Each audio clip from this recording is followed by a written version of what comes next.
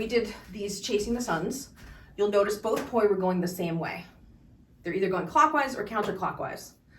Today, we're going to start with the two poi coming at each other. So we're gonna start with this one on the front plane, and then I will mirror you. So the first move we're gonna do is the overhand split time butterfly. We're gonna try this. So this is where one of them is up and one of them, just like that, yes, good. And what you're doing is you're trying to keep it flat. So if you looked at me from the side, you'll see it's mostly just flat. And then what we're doing is we're doing both poi, your hands close together, but in split time, one is up while the other one's down. Locked at the elbow, but loose in the lower part of the arm, and everything's out here like this.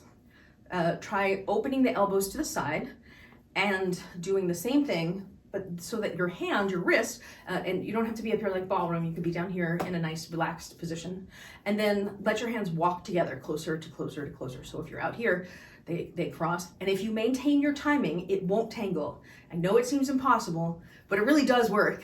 So trust the physics, even if you don't trust what you see in front of you. You can see me doing it. As I'm doing split time, the two just don't hit each other if you maintain the timing.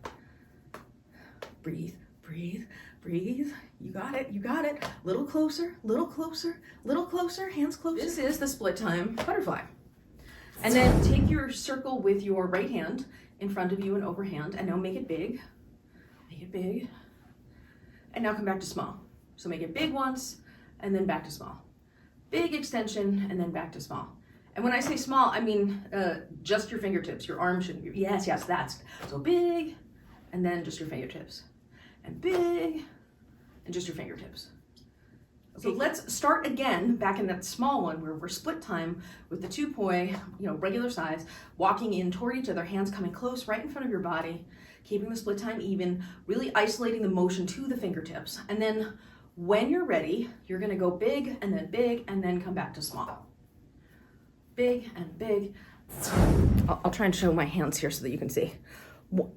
My right hand is slightly above my left hand in same time. But you can do it so that your left hand is above. But when you move to same time, one hand ends up slightly on top of the other. To actually go from split time to same time, one thing that you could do, some people do, is they bounce down. And on the bounce down, you bring the poi down together and you stack them. Take your poi on your side plane and overhand. Now rotate the poi so that they're on the front plane, but not overlapping. Okay, it looks like you're moving your right hand on top. If you're moving I'll mirror you. If you're moving your right hand on top, try and do it in one motion. So the two hands pop in at the same time.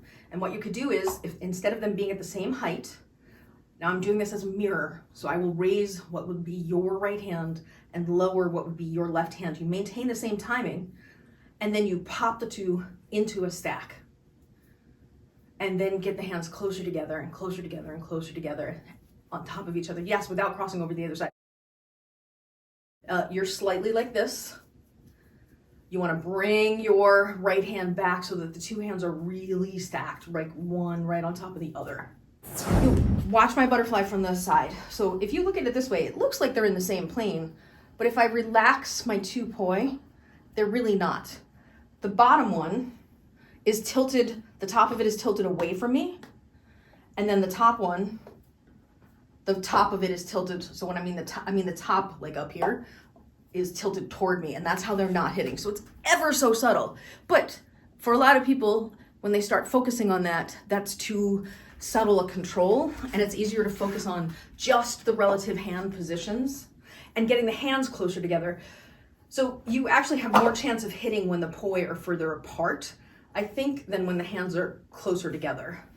From now that you've done the move, instead of like coming out here and then bringing it in, you could try this, where from stillness, you spin with whichever hand on top. So I'm mirroring what would be your right hand on top, where you go big and then just come back down, because you've already done it.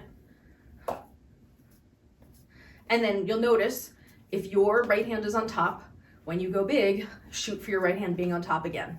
So they land in the same relative position that they took off in. That helps.